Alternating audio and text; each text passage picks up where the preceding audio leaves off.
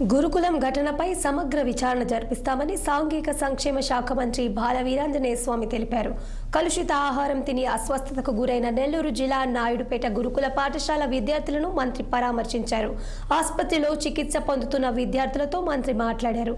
ఇలాంటి సంఘటన జరగడం దురదృష్టకరమని, బాధ్యులైన వారిపై చర్య తీసుకుంటామని మంత్రి తెలిపారు.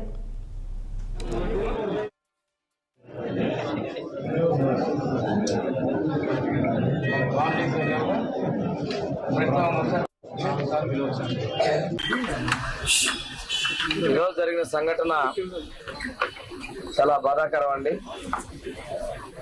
గురుకుల పాఠశాలలో 120 మంది పిల్లలు అస్వస్థకు గురవటం, దీనిలో కొంచెం సిబ్బంది ఆలసత్వం అనేది కనిపిస్తూ ఉంది.